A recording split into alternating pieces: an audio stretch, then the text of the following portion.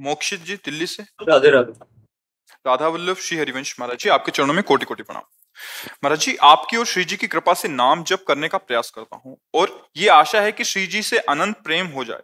परंतु मन में एक प्रश्न आता है कि क्या मुझ जैसे अधम जीव को क्या कभी उस कोटि का प्रेम जैसा आपका श्री जी से है कभी अनुभव हो पाएगा? क्योंकि न ही मेरे पास आप जैसा महापुरुष का निरंतर प्रकट सानिध्य है और ना ही वृंदावन धाम। पर नाम का सानिध्य तो है ना। जिस नाम के सानिध्य से कोई महापुरुष बनता है वही नाम आपके पास है। जो महापुरुष भगवान के जो अंश हैं वही अंश आप में है। जो शरीर पांच भौतिक है वही आपका है। अंतर इतना हो गया कि आप संसार का चिंतन किए और वो भगवान का चिंतन किए। उस अंतर को मिटा दो, आप निरंतर नाम जप कीजिए तो भगवान के नाम का सानिध्य का मतलब भगवान का सानिध्य। भगवान के नाम का सानिध्य मतलब है नामदाता संतों का सानिध्य, क्योंकि नाम किसी न किसी संत के मुख से ही तो सुना जाता है। तो वो संत हमारे पास हैं हर समय। अगर हम राधा राधा रट रहे तो मानो वो संत हमारे पास हैं। क्योंकि आप गौर से देखना, जब आप राधा राधा रटोगे तो आपको वो झांकी उन्हीं संत की आएगी जिन्होंने आदेश किया कि आज अगर इनकी कृपा न होती तो ये नाम जप। तो सानिध्य हो रहा है ना। राधा राधा रटोगे तो अब वो हमारे अंदर और बढ़े, इसके लिए गलत आचरण से बचना पड़ेगा। तो सुधार अपने आप शुरू हो जाता है। हम अधम मानते हैं अपने को आचरणों में देख करके, है नहीं। हमसे अधम आचरण हुए। जैसे कोई शराबी है तो शराब के कारण उसको शराबी कहा गया। अगर वो शराब छोड़ देता है तो आप फिर उसे शराबी नहीं कह सकते, क्योंकि ना वो शराबी था ना शराबी है। बीच में उसने शराब स्वीकार की थी इसलिए उसे शराबी कहा गया था। समझ रहे ना। ऐसे ही हम अधम आचरण करते हैं तो हम अंदर से सोचते हैं कि हम अधम हैं, हमारा कल्याण कैसे हो सकता है।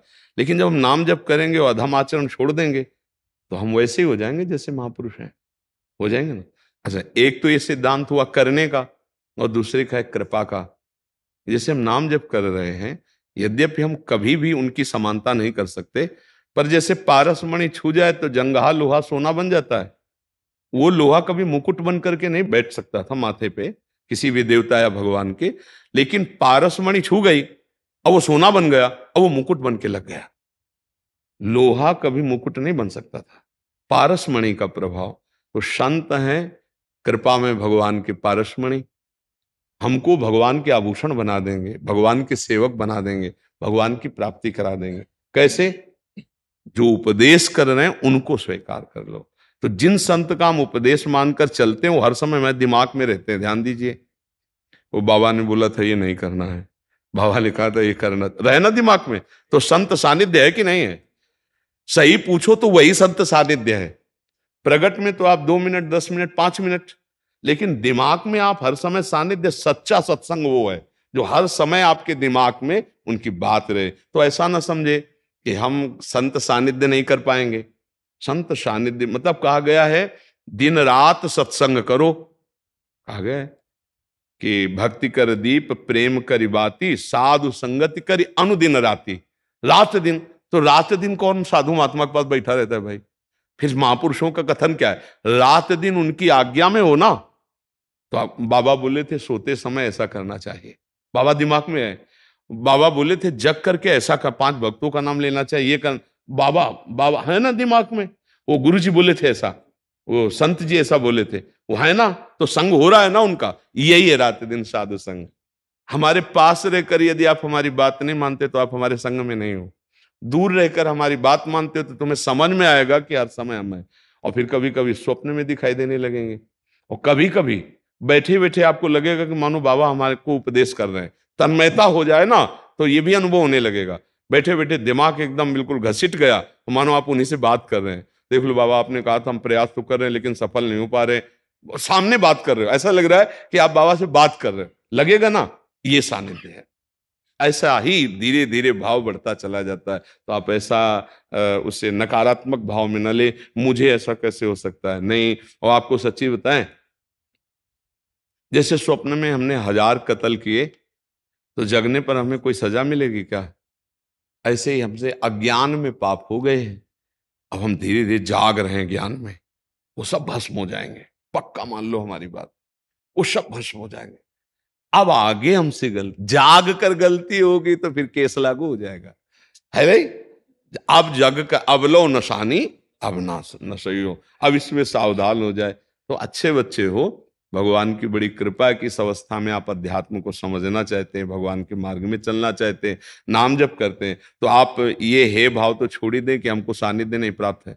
प्राप्त है ना। देखो सामने बैठे हो तो बिन हरि कृपा मिले नहीं संता, भगवान ने कृपा की है ना। और भाव में भी है, जो बात आप सुन रहे हो ये व्यर्थ नहीं जाएगी, क्योंकि धाम में बैठ के सुन रहे हो और सच्ची मानेगा। ये केवल आपके कल्याण के लिए ही श्री जी सुनवा रहे हैं। ना हमारे शरीर की सामर्थ्य है और ना हमारी बुद्धि की सामर्थ्य है। दोनों से असमर्थ होने पर भी भगवान जो आपको सुनवा रहे हैं, तो ये व्यर्थ नहीं जाने वाला। ये आपके अंदर घुसकर शब्द और आपको पवित्र करेगा और आपको बढ़ाएगा। यदि थोड़ी भी श्रद्धा है तो परिवर्तन करके रहेगा, निश्चित परिवर्तन करके रहेगा। यदि हम कोई स्वार्थ बुद्धि रखकर आपको उपदेश करें तो उसमें वो शब्द में वो पावर नहीं होगा कि आपका परिवर्तन हो जाए।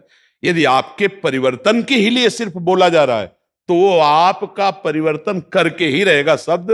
वो आज नहीं तो कल निश्चित, वो व्यर्थ नहीं जाए। अमोघश्च महासंगस्तु दुर्लभो अगम्यो अमोघश्च, निश्चित भगवत प्राप्ति होती है। जो एक क्षण महापुरुष की बात मान ले तो परिवर्तन जीवन का शुरू हो जाता है ना। तो आप ये निरंतर सोचो कि मुझे संतों का सानिध्य प्राप्त हो गया है। ऐसा ना सोचो कि मुझे कभी जीवन में दोबारा ना मिलो हमसे, और हमारी बात मानते रहो। अगर आगे का रास्ता ना खुलता जाए तो हमें बताना, पूछने की जरूरत नहीं पड़ेगी, रास्ता आपको दिखाई देता चला जाएगा। ये टार्च है, तुम्हें लग रहा है बहुत छोटी सी है, राधा, ये टार्च आपको सच्चिदानंद में स्थित कर देगी, तुम्हारे मार्ग को प्रकाशित करती चली जाएगी। एक एक कदम आपको प्रकाश मिल रहा है तो मंजिल आपको प्राप्त हो जाएगी। ऐसा नहीं कि हाइलोजन जैसा हो कि पूरा ऐसा, ऐसा कुछ हो कि एक बार में रास्ता दिखाई, ऐसा नहीं।